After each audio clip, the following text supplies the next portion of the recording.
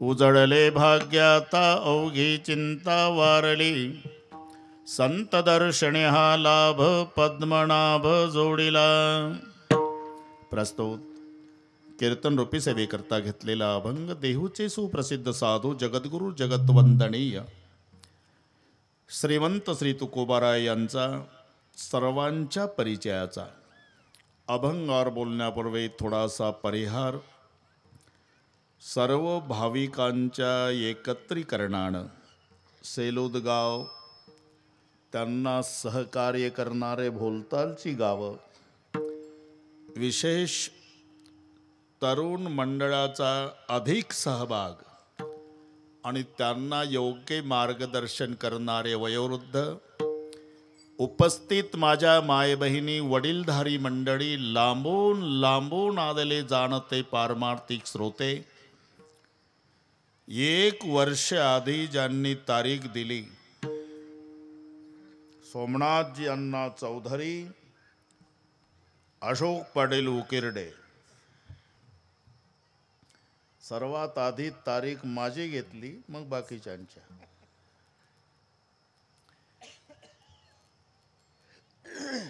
आणि त्यामुळे तुम्हा सर्वांच्या दर्शनाचा झालेला लाभ.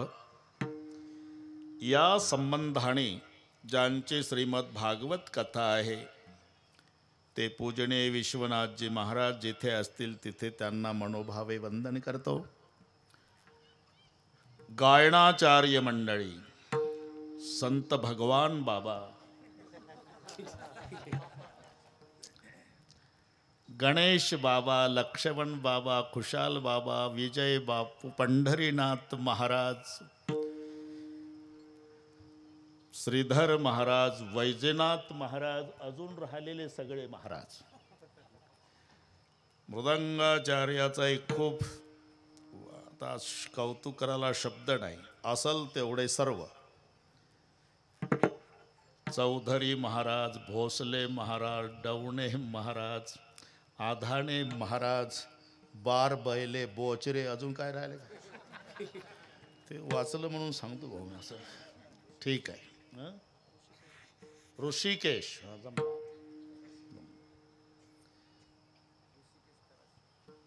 त्याच्यात नाव नाही आलं. माझा अभ्यास बरोबर होता, याच्यात नाही म्हणून राहिला. विठ्ठल विठ्ठल.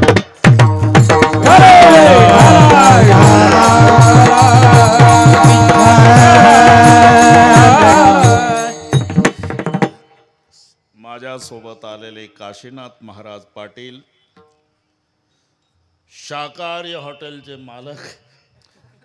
मुद्दाम शाकाहारी शब्द घालावा लागतो. ठीक आहे. अतिशय सुंदर नियोजन, सुवर्ण महोत्सवाला शोभेल असं. बरं का सोमनाथ, तुझ्या हातात आहे सगळं.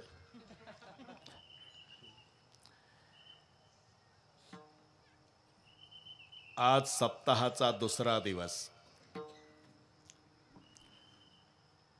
थोडा माझ्याकडून आम्हाला मिरवत आणणाऱ्याचा मूड घालवल्या गेला, त्याला कारणीभूत मी आहे. कोणावर लाल डोळे कोणी करू नका. कारण इथं आल्यावर 8ला 5 कमी होते. मी म्हटलं नागपूरपासून पळतो तो मिनिट सांभाळण्यासाठी, रथामध्ये पुन्हा बसायला मिळेल. मी काही त्याच्यात भानगडीत पडलोच नाही, पहिली गोष्ट. त्याच्यात पुन्हा मिरवणूक होईल आपली. पण आजची गेलेली वेळ, गेली ऐसी घडी पुन्हा नाही. बरोबर आम्ही नाटक केला, तिथे गेटवर आलो. या मावल्यांना वाटलं बाबा रथातूनच उतरला, काही कळू दिलं नाही. त्यांनी अगदी 14 वर्षांनी राम वनवासातून अयोध्येत आला होता आणि माय कौशल्यानं ओवाळलं होतं, अगदी तसा प्रकार या ठिकाणी झाला. काही काट कसर स्वागतामध्ये नाही. रथातून मिरवून आणणाऱ्याचा मूड घालवला, त्याला 2.25% कारणीभूत मी आहे. कोणावर काही दोष ठेवू नका. पुन्हा नंतर बघू अजून. हा ठीक आहे. सुवर्ण महोत्सवी वर्ष आहे. सप्ताह सुरू केला त्याला 50 वर्ष झाली. ज्याने प्रारंभ केला, प्रहारा दिला, वर्गणी दिली, भजन केलं, रात्रभर जागर केला, पंक्ती घातल्या, अन्नदान विना वाजवला, ते पूर्वज आत कदाचित नसतील. पण कालपासून वैकुंठात त्या पूर्वजांच्या डोळ्याला आनंदाश्रूच्या धारा लागल्या असतील. की इवलेसे रोप लावेले द्वारी, त्याचा वेलू गेला गगनावरी, मोगरा फुलला, मोगरा फुलला. 5 टप्पे जे शास्त्राने सांगितलेले, 12 वर्ष पूर्ण झालेल्या सोहळ्याला तपपूर्ती नाव येतं. बरं का अण्णा? 2 तप झाले म्हणजे त्याच्यात 1 मिळवून रौप्य करायचा असतो. 4 तप झाल्यावर 2 मिळवून सुवर्ण होतो. 6 तप झाल्यावर 3 मिळवून अमृत होतो. 8 टप झाल्यावर 4 मिळवून शताब्दी होतो. हे सुटसुटीत गणित पुन्हा कधी तुम्ही विसरणार नाही. रौप्य 2 तप अधिक 1 मग होतो 25चा रौप्य. 12 2 24 1 25. पण 4 तप झाल्यावर मग 2 मिळवायचे. 12 चौक 48 अधिक 2 मग 50चा होतो सुवर्ण. मग 6 तप झाल्यावर 3 मिळवायचे. हे एकने वाढवत जायचं. 12 सकम 72 अधिक 3 मग त्याचं नाव अमृत होतं. 8 तप झाले की मग 4 मिळवायचे असतात. बरं का सोमनाथ? आणि मग त्याचा शताब्दी होतो. त्यापैकी हा 3रा टप्पा सुवर्ण महोत्सव. पुढे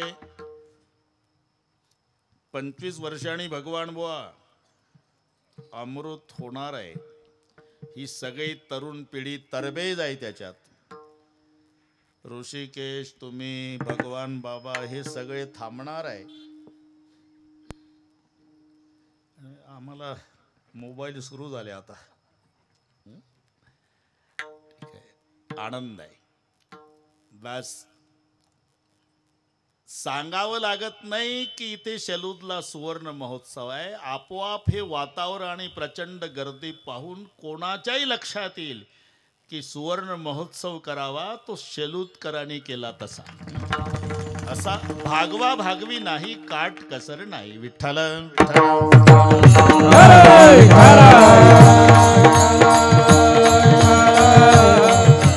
आणि असा दृष्ट लागेल असा सोहळा या ठिकाणी संपन्न होतो. याचं एकमेव कारण आहे, अख्खं सेलूद गाव आणि पंचक्रोशीतील भाविक एका मायेची लेकरं होऊन या कार्यासाठी एकत्रित आले आणि म्हणून दृष्ट लागेल असा सोहळा संपन्न होतो. आमची पांडुरंगाच्या चरणी एवढीच प्रार्थना राहील की 12 महिने प्रपंच करा, पण दरवर्षी 8 दिवस एका मायेची लेकरं होऊन या पारमार्थिक कार्यासाठी एकत्रित या, ही प्रभूचरणी प्रार्थना करतो. अभंग सर्वांच्या परिचयाचा आहे. प्रसिद्ध 3 दुकानं जगात आहे, एक जीवाचं, देवाचं आणि संताचं. वेगवेगळ्या मालही प्रत्येकाच्या दुकानात आहे. केवळ दुःख मिळतं ते जीवाचं दुकान आहे. केवळ सुख मिळतं हे संताचं दुकान आहे. सुख आणि दुःख दोन्ही मिळतं ते देवाचं दुकान आहे. दोन्ही. आपणाला माहिती आहे, देवाचा अवतार होय, दासा सुख दैत्या भय. भगवंताचा अवतार झाला म्हणजे आनंद भक्ताला होतो, पण दुर्जनाला दुःख होतं. हे दुकान देवाचं आहे.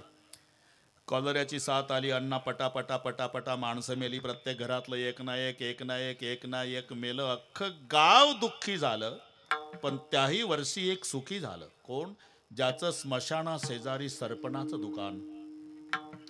हिवाळ पाटील, ते ओलं सरपण येड्या बाभईचं डबल भावात विकत होतं. नातलगाला प्रेत पेटवल्याशिवाय गत्यंतर नव्हतं. साधं रॉकेलच्या लोणावर फिरणारं सरपणवाल्यानं टाटा सफारी घेतली. किराणा दुकानदारानं लक्ष ठेवलं, मला दिवसभर पुड्या बांधतो, माशा हाकत बसतो, 70 रुपये 40 पैसे दुकान पाहिजे. सरपणाचं ते गेल्या वर्षी लोणावर फिरत होतं, यंदा मला टाटा सफारीतून टाटा करते म्हणून त्यानं स्वतःचं किराणा दुकान विकलं, काही शेत विकलं, बँकेतून कर्ज काढलं. याच्या बाणीवर दुकान थाटलं स्मशाना शेजारी. यानंही बोर्ड लावला, आमच्या येथे अंतयात्रेचं सर्व साहित्य स्वस्त दरात मिळेल. 5 मन सरपण, बांबू, सुतई, नवीन कापड, 4 माणसं, हारबुक्का, बँड पार्टी, भजनी मंडळासह. 1 जानेवारी 2023 दुकान ओपन केलं अण्णा. पण एप्रिलची 21 आली, एकही नाही मेलं. अख्खं गाव सुखी झालं. आता दुकानवालं दुःखी झालं. विठ्ठल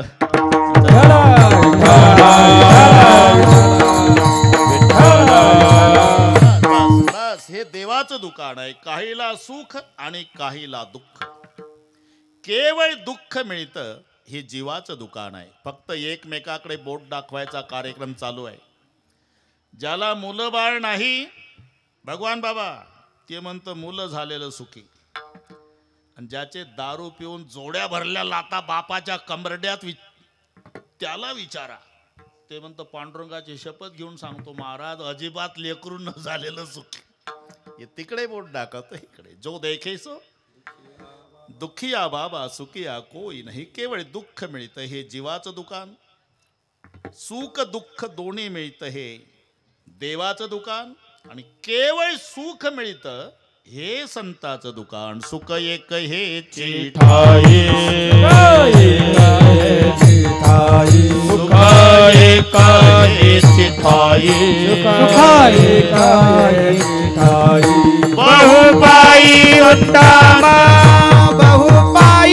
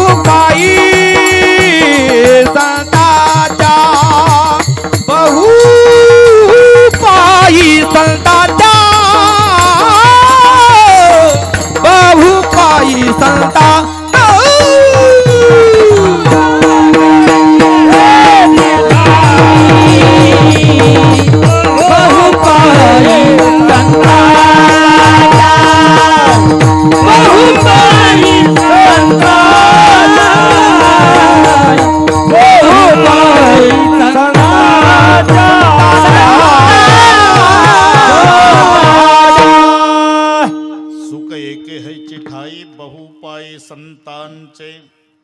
परिस्थिती बिकट असू द्या अण्णा, बाजी बिन लौन 3 टूक कौपिन में इंद्र बापुरो कौन. ही भक्तीची मस्ती आहे.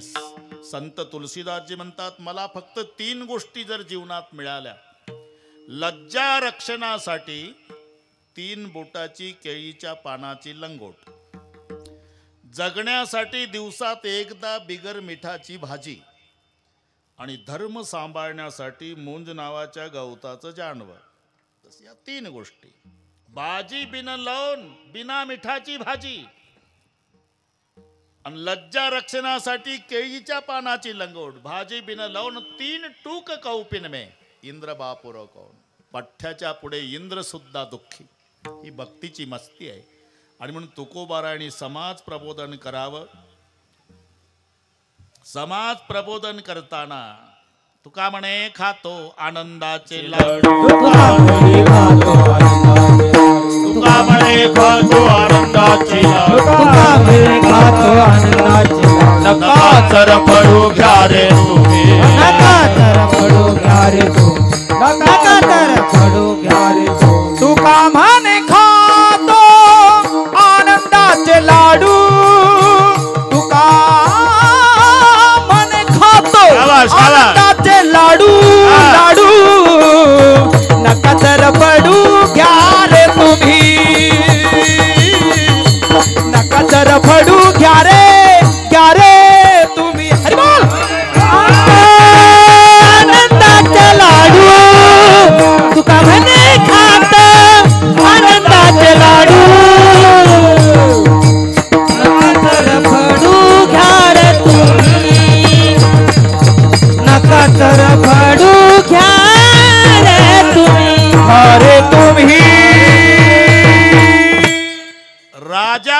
लाजवेल एवढा आनंद तुकोबारायच्या चेहऱ्यावर. नवल नाही पण प्रबोधन करताना खातो आनंदाचे लाडू, नका चरफडू घ्या रे तुम्ही. बरं का भगवान बाबा, शेलूचे लोक म्हणायचे आपण एवढी श्रीमंती भोगलेली का पण आनंदाचे लाडू नाही खाल्ले. बेसन पिठाचे, रव्याचे, बुंदीचे, एकादशीला राजगिऱ्याचे, पण हा तर बाबा म्हणतो खातो आनंदाचे लाडू, नका चरफडू घ्या रे तुम्ही. बरं, आनंदाचे लाडू खातो तुम्ही घ्या म्हणतो, यात नवल नाही, याच्या चेहऱ्यावरही आनंद आहे. शेलूचा एक म्हणला हा घरचा गडगंज श्रीमंत असला पाहिजे, त्याच्यानं हा तुकाराम बुवा आनंदी असला. शेलूची लोक चिकित्सक होती, सरळ देहू गाठलं त्यांनी. इथे तुकाराम महाराज नावाचे संत कुठे राहतात हो? गावकरी म्हणले का तुम्ही केलं का वाटोळे प्रपंचाचं लागला त्या बुवाच्या नादी? तुम्हाला माहित आहे ना, त्या गावात त्या बुवाला किती किंमत असते तुम्हाला चांगलं माहिती आहे.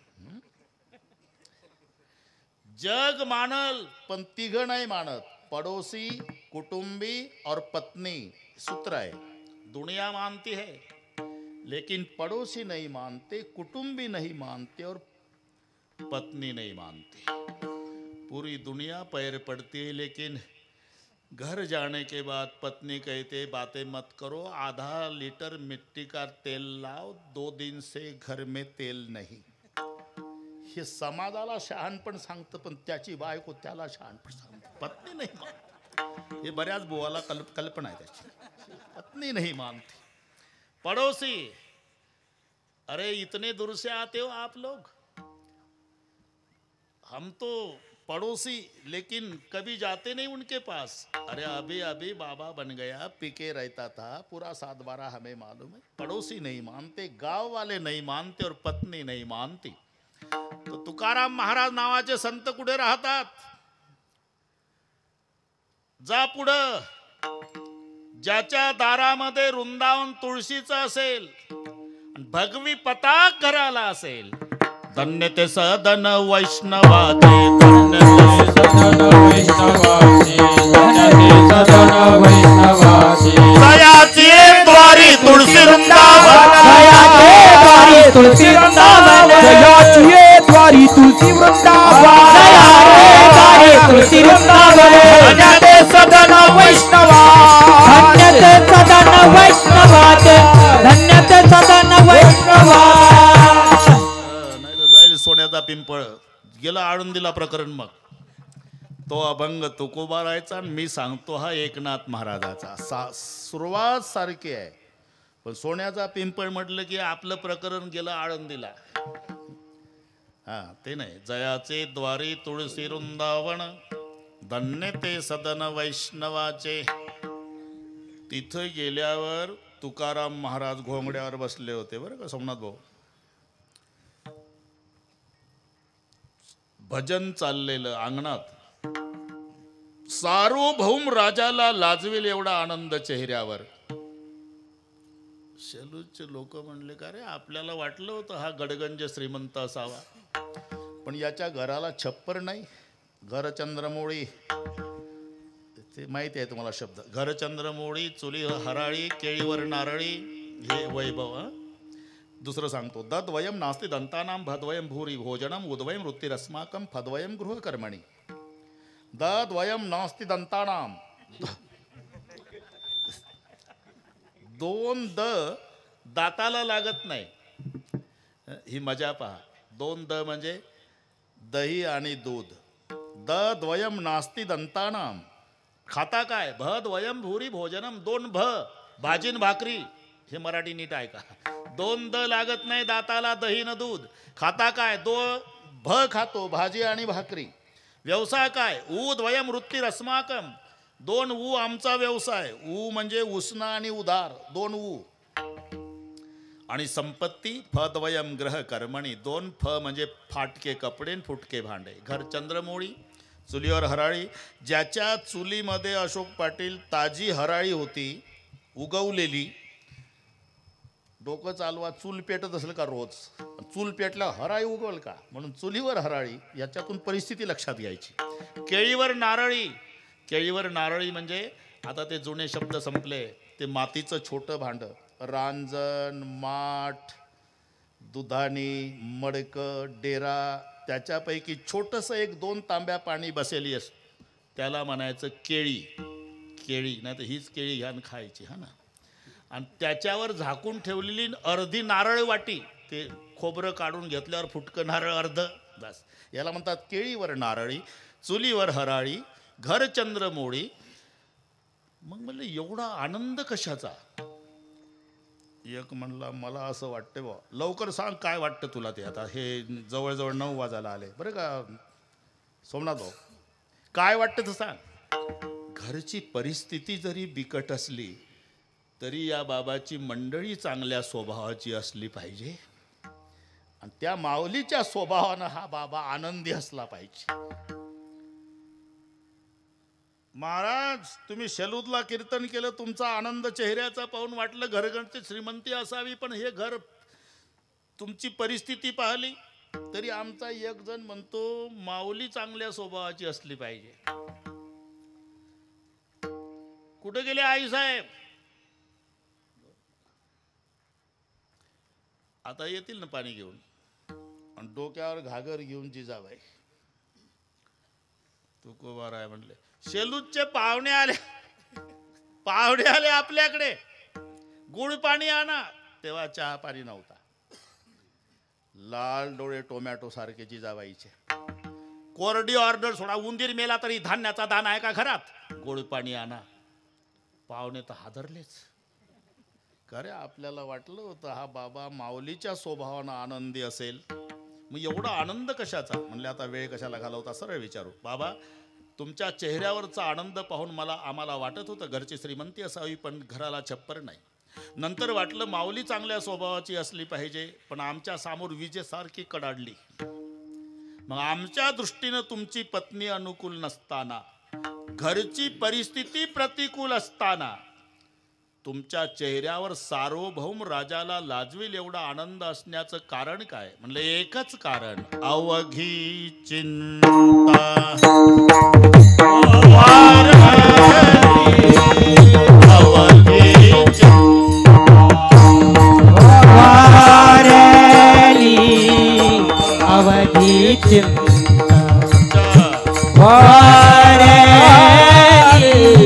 अवघी चिंता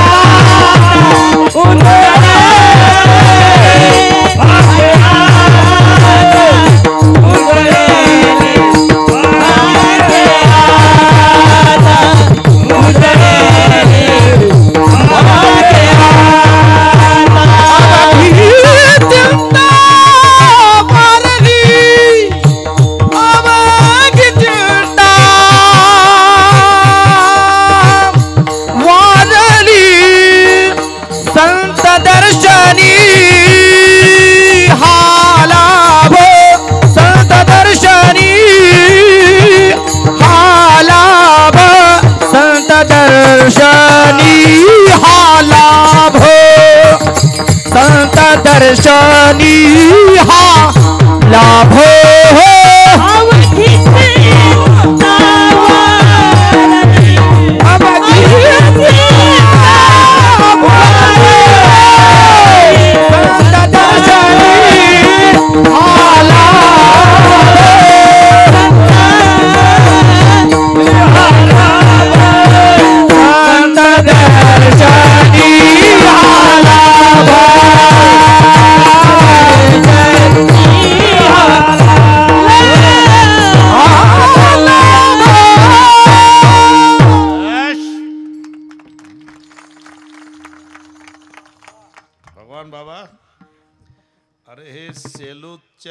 तरुण मंडळाचं नियोजन असल्यामुळे सगळे तेंडुलकर गोळा केले त्यांनी, षटकारच. मजा आहे. तरी मी 10 पर्यंत सोडत नाही तुम्हाला. सार्वभौम राजाला लाजवेल एवढा आनंद होण्याचं कारण महाराज म्हणतात, अवघी चिंता वारली.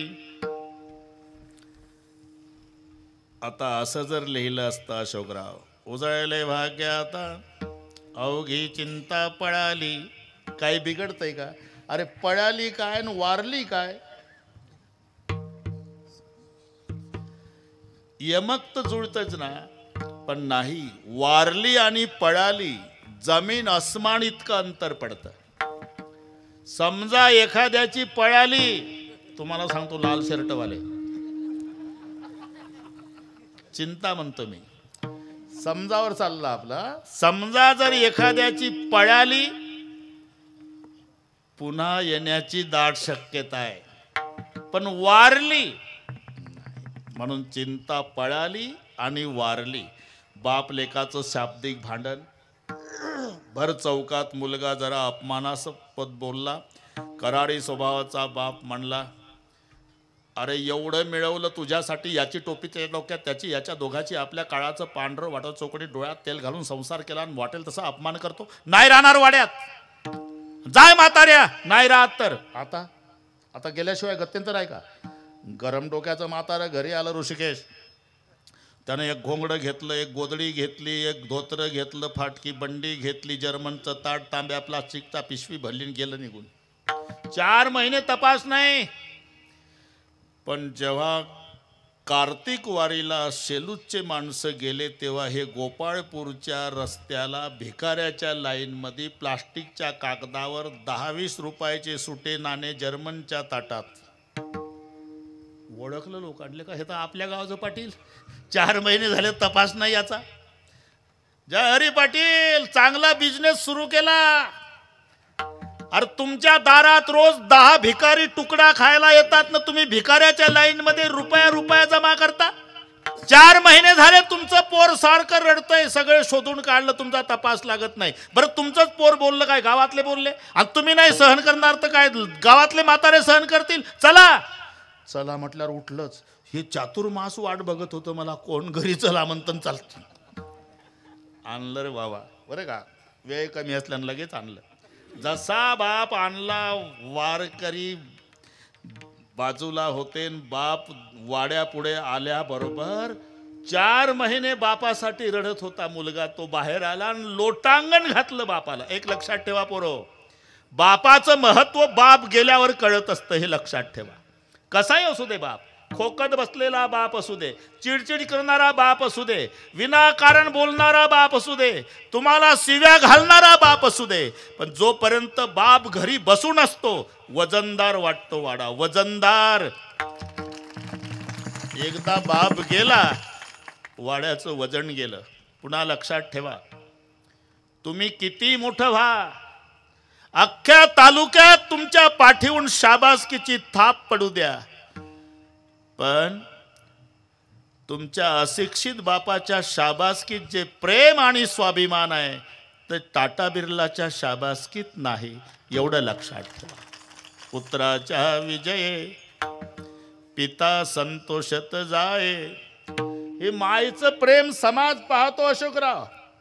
दवाखान्यामध्ये कोरोनाचा काळ पाहला तुम्ही, किंवा आजारी पडू द्या पोर, माय बेडवर बसलेली असते. माय आहे ते, झेंडू बाम लावून देते पेशंटच्या डोक्याला, चमच्यानं दूध पाजते, माय पाणी पाजते, उपीट चमच्यानं खाऊ घालते, पाय चपून देते, गोळ्या देते, औषध देते. हे माय सगळ्या समाज पाहतो. पण त्याच वेळी दवाखान्याच्या रिकाम्या ग्राउंडवर हातावर हात चोळत बाप दिवसभर येरझारा घालतो. हा समाजाला दिसत नाही. त्याचं कुठं प्रेम कमी आहे? बापाचा स्वीकार केला. बाबा आज तुमचं महत्व कळलं. 4 महिने झाले, आता मेलो तरी बोलणार नाही बाबा, फक्त वाडा सोडून जाऊ नका. बाप स्वीकारला यानं. 1 महिन्यानं शेजाऱ्याचा बाप मेला. 10वा झाला. भगवान महाराज गोड जेवणाचा कार्यक्रम झाला. महिना मासिक श्राद्ध झालं. कोणीतरी त्याच्या डोक्यात घालून दिलं, का रे काही प्रयत्न केले का नाही? कशाचे? तुझ्या बापासाठी? काय? अरे टी व्हीला द्यायचं, आपण यांना पाहिलंत का? नाहीतर पेपरला वरील फोटोतील व्यक्ती सापडून देणाऱ्याला योग्य बक्षीस दिलं जाईल. काय म्हणतो काय तू? तुझ्या बापाबद्दल म्हणतो. म्हणजे अरे म्हणजे काय करतो? काय 4 महिने आला त्याचा बाप, आणि तुझ्या बापाला 1च महिना झाला. म्हणले त्याचा आला का? तो पळाला म्हणून आला. माझा वारला, मेलो तरी येणार नाही. हे वारली आणि पळाली यातला फरक सांगण्यासाठी अवघी चिंता वारली. त्याच्यात पुन्हा प्रपंचामध्ये चिंता पडते, परमार्थात वारते. हा फरक आहे. मुलगी जन्माला आली. ऋषिकेश तुझं झालं का? मला बोलव बरं का.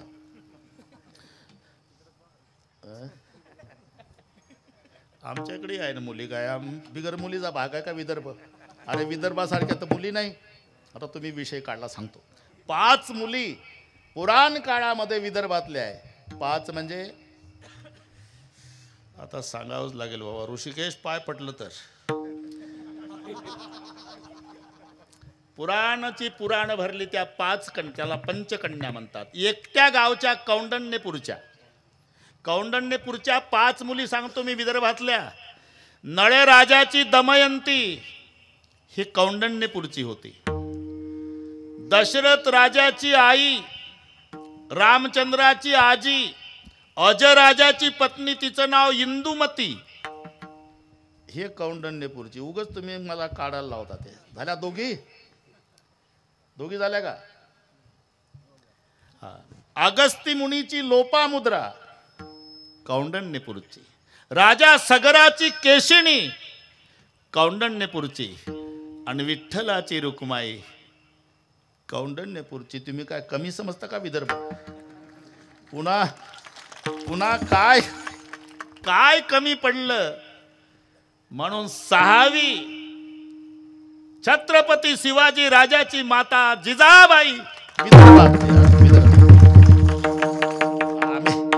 हे उगाच काढताय तुम्ही. आम्ही माहेरचे, तुम्ही सासरचे आहे. म्हणून थोडीशी संपत्ती कमी असेल पण तिकडे समाधानी आहे लोक. कारण जेव्हा रुक्माई श्रीकृष्णजी सोबत निघाली, मी तिथंच होतो. भागवत ऐकतात. रडत होती. आता कोणती मुलगी रडते हो? माहेर सोडून जाताना रडते. आणि मग कृष्णदेवाने विचारलं, का रडता रुक्माई, का रडता? काही कमी आहे का तुम्हाला? रुक्माईचं उत्तर आहे, मला काय कमी आहे परमेश्वरा? जगाचा बाप, त्याची सेवा करायची भाग्य मला मिळालं. जगाचा बाप मला प्राप्त झाला, परमेश्वर मला प्राप्त झाला. मला काय कमी आहे? मग का रडता? मी माहेरच्या लोकांसाठी रडते देवा. एकच मागणं आहे, माझ्या माहेरची माणसं सुखाची ठेवा. कोणती मुलगी सासरी जाताना हीच अपेक्षा. विठ्ठल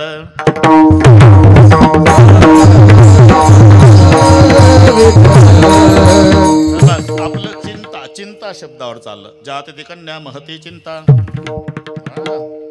कस्मान प्रदायती महान वितर्क सांप्रदाय समय अर्थ हरिका हृदय विदारिका पितुः. जाती कन्या महती चिंता. मुलगी जन्माला आली की बापाला चिंता निर्माण झाली. मग ती वयात आल्यावर पुन्हा चिंता. कस्मान प्रदायती, हिला अनुरूप असा योग्य वर कुठे सापडेल म्हणून चिंता. सामान्य बापाचं जाऊ द्या. सोमनाथजी मस्त लग्न केलं.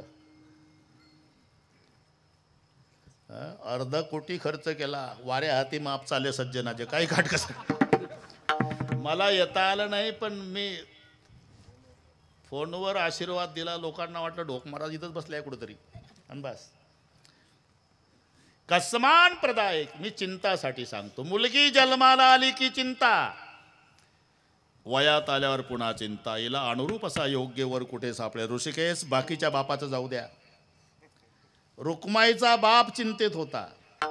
तुम्ही म्हणता लग्नात राजा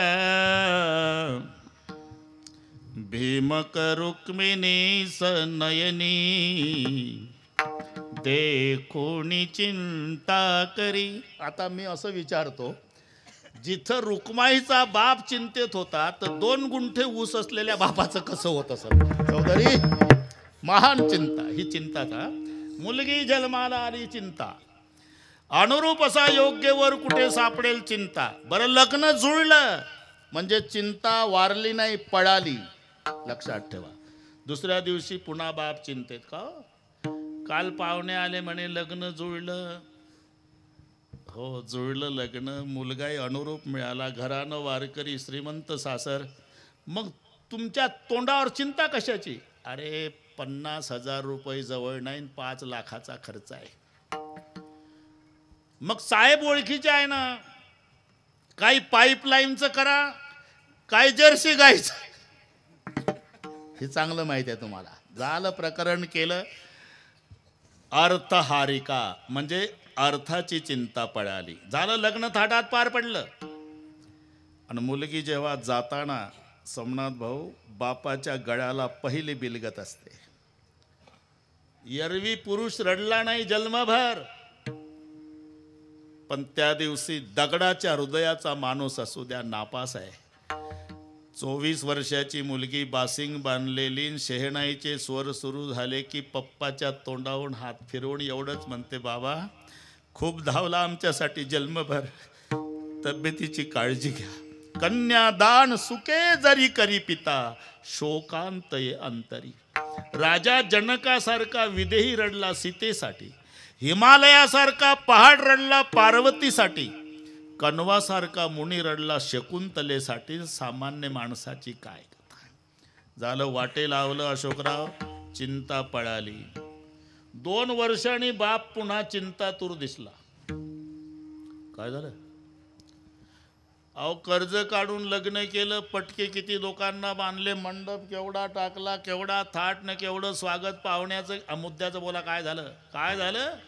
2-2 दिवस जावाई पडून असते गटारात, पेताड सापडलं येत नाही. अरे मरेपर्यंत चिंता. जात ती कन्या महती चिंता, कस्मान प्रदायती महान वितर्का, हा संप्रदाय समय अर्थहारिका, हृदय विदारिका पितुः.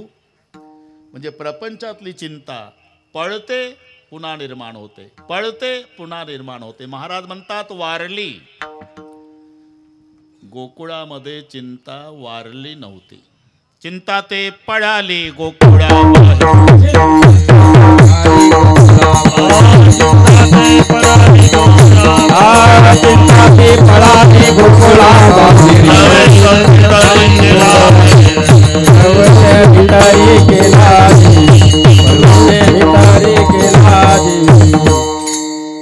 चिंता ते पळाली गोकुळाबाहेरी. गोकुळातली चिंता पळाली बरे का ऋषिकेश. म्हणून काकासुराच्या, बकासुराच्या, रिठासुराच्या, पुतना मावशीच्या, माबळ भटाच्या रूपानं येत गेली पळत गेली, येत गेली पळत गेली. पळालेली चिंता निर्माण पुन्हा पण वारली. महाराज म्हणतात सार्वभौम राजाला लाजविल एवढा आनंद झाला. याचं कारण माझी चिंता वारली. अवघी चिंता वारली. ठीक आहे, चिंता वारली तर तुकोबाराच्या मागं चिंता होती कोणती? प्रपंचाची चिंता म्हणावं तर ते आपल्या धर्मपत्नीला सांगतात, नको चिंता करू वस्त्राया पोटात,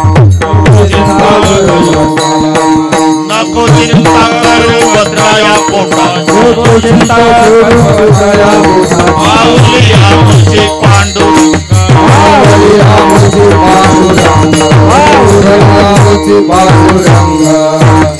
आता जे स्वतःच्या धर्मपत्नीला सांगतात सोमनाथ भाऊ 2 झाले का? हिवाळे आणि चौधरी बरं घ्या, खुर्द आणि बुद्रुक नको. ए उन्हाळ्यात हिवाळे म्हणावं लागतं, त्याला काही इलाज आहे का? नको नको चिंता करू वस्त्रा या पोटाची, माऊली आमुची पांडुरंग. याहून विचार करा, ही सगळी सुज्ञ मंडळी आहे, वेळ थोडी राहिली आपली. जे तुकाराम महाराज स्वतःच्या पत्नीला सांगतात वस्त्रा पोटाची चिंता करू नको, म्हणजे त्यांच्या मागं प्रपंचाची चिंता नव्हती हे सिद्ध झालं. आणि अवघी चिंता वारली. मग चिंता होती कोणती? कैमी उद्धार पावेन, कैमी उद्धार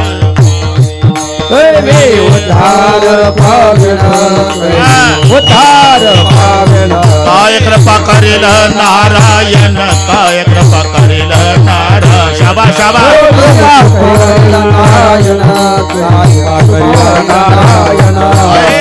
सांगा संत तुम्ही सांगा संत जन ऐशे तुम्ही सांगा संत जन करा समाधान चित्त माझे करा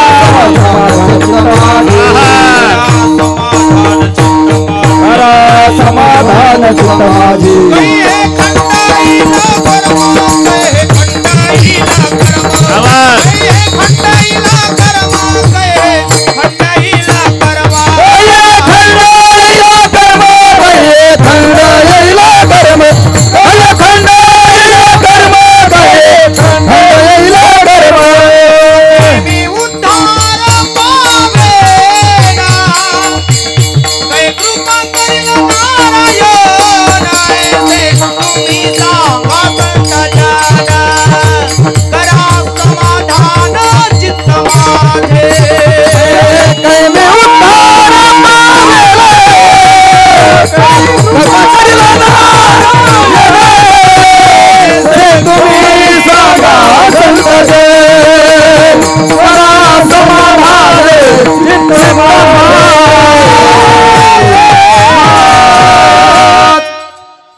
कैमी उद्धार पावेन काय कृपा करील नारायण तुम्ही सांगा संत जन करा समाधान चित्त माझे कैये खंडईल कर्म ऐशी चिंता करी सदा सर्व काळ ही चिंता तुकोबारायच्या माग होती आणि महाराज म्हणतात वारली. हे पोरं शांत राहिले, हसू नका हसू नका. तुम्ही हसला की मला वाटतं माझं काहीतरी चुकतंय. तुम्ही तुमच्या वैयक्तिक याच्यात हसत असला तरी वक्त्याला शंका येते. आता आपलं उरकून घ्यावं, पोरं हसायला लागले. उरकतोच मी अजून पण पाऊण तास आहे. ते शांत बसा, एकमेकाकडे पाहू नका आणि गोष्टी करू नका, बाजूबाजूला करा.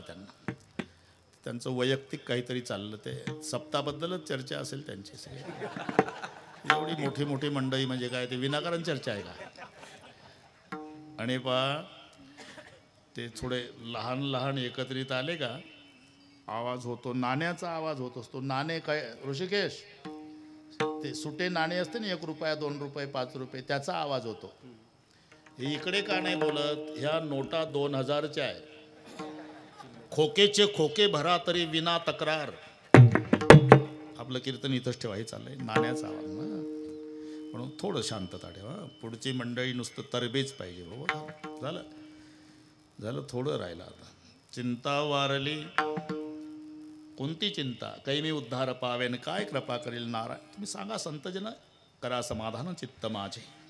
नुसती चिंता वारली नाही, भाग्याचा उदय झाला. हे भाग्याचे कुठे 13 प्रकार आहे, कुठे मुख्य 4 प्रकार आहे. पण 4 असो की 13, पहिला नंबर देही आरोग्य नांदते, भाग्य नाही या परते. जर तुम्हाला कोणी प्रश्न विचारला उद्या, जगातला 1 नंबरचा भाग्यवान कोण? त्याचं उत्तर आहे ज्याची तब्येत चांगली. तो 1 नंबरचा भाग्यवान नाही, 1 नंबरचा धनवान. अंगावर नीट कपडे नसू द्या, झोपडं मोडकं असू द्या, पण तब्येत चांगली असू द्या, त्याच्या पुढे टाटा बिर्ला दरिद्री समजा. ना तर काय करता, 100 एकर वाडी, 3 मजली माडी, एसीची गाडी, पण बॉडी उचलून ठेवायची गाडीत. काय अर्थ आहे का? पहिला धन है निरोगी काया. पहिलं भाग्य म्हणजे आरोग्य संपन्न शरीर, ज्याची देवानं तब्येत चांगली ठेवली. नाही तर काय करता, असून नाही खाता येत. आता 7 दिवस पंक्ती आहे, श्रीमंताच्या दारामध्ये वारकरी जेवतात. एकानं 42 जिलेब्या दाबल्या, बिगर शुगरवाले सगळे, ज्ञानबा तुकाराम ऋषिकेश 42. पण घर मालकाच्या ताटात ताकात भाकरी चुरून. एका वारकऱ्याला वाईट वाटलं, पाटील काय तुमचं असून तुम्ही नाही खा खाव, आम्ही एकानं 42 दाबल्या राव जिलेब्या, आणि तुम्ही ताकात भाकरी. वारकरी दादा, तुमच्या ताटातली जिलेबी बघितल्यापासून माझी जीभ वळवळ वळवळ करते. पण काय करू, डॉक्टरनं सांगितलं पाटला मरेपर्यंत जगायचं असेल तर जिलेबीच्या भानगडीत असून खाता येत नाही. मग पहिला नंबरचा धनवान मी सांगत होतो, आरोग्य संपन्न शरीर. पहिला धन है निरोगी काया, दुसरा धन है घर में माया. हे लक्षात ठेवा. 2 नंबरचं भाग्य कोणतं?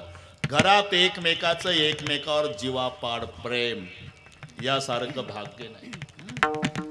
म्हणून अरे जीवन म्हणजे घड्याळ आहे राजा, घड्याळ. नातू, आजोबान, मुलं, 3 काटे आहे ना घड्याळीला. तास काटा दमानी चालतो तो आजोबा,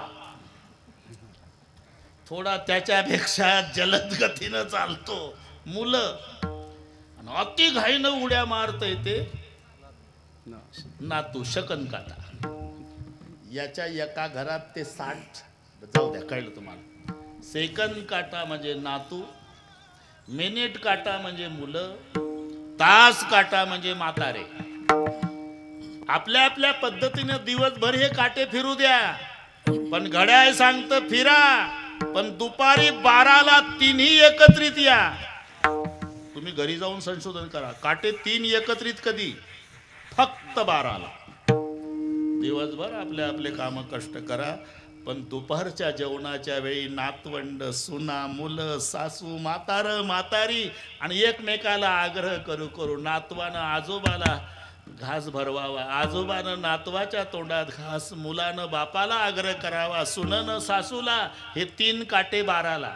विठ्ठल विठ्ठल.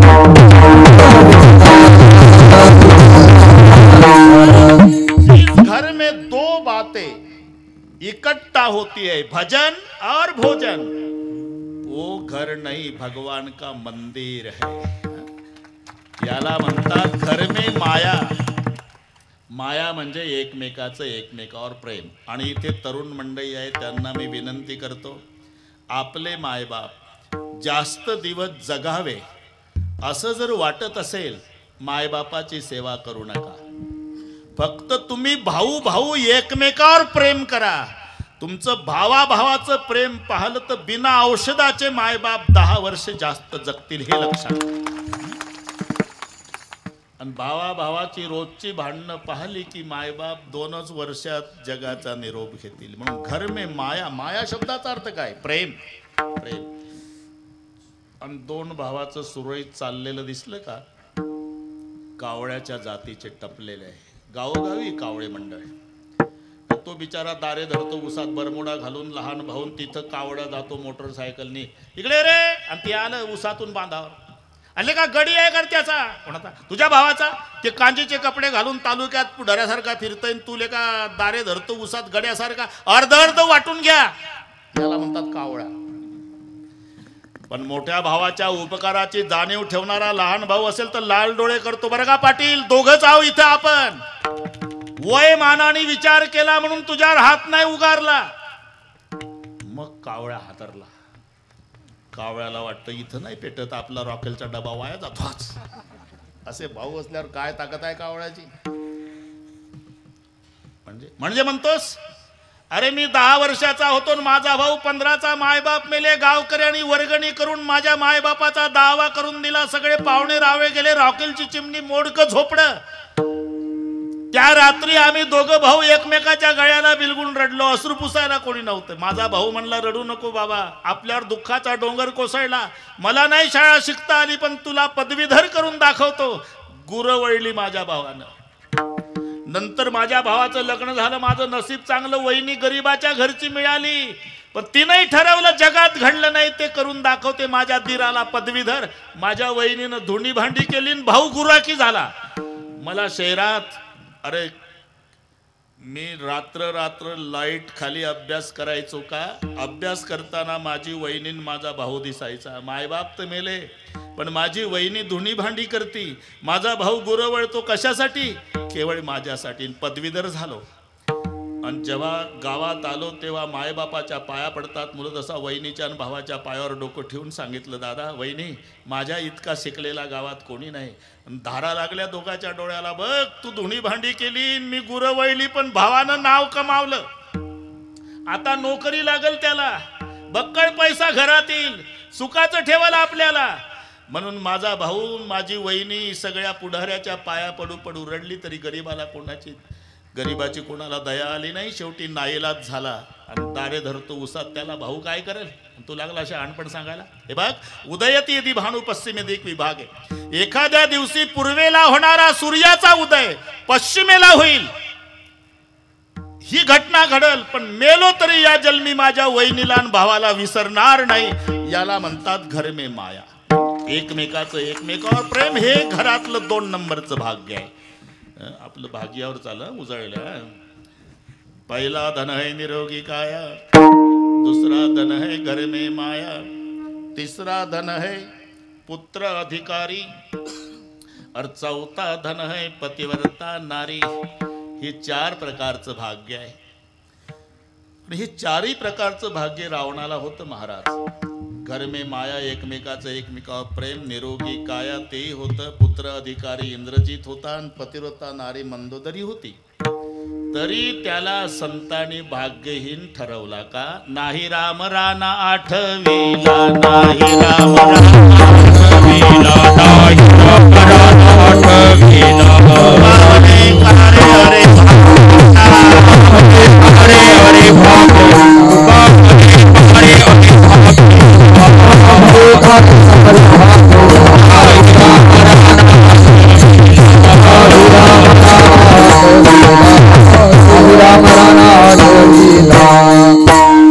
म्हणून आपल्या दृष्टीनं भाग्य, पण संतांच्या दृष्टीनं हे खरं भाग्य नाही. तो का म्हणे, धन भाग्य अशाश्वत जाण.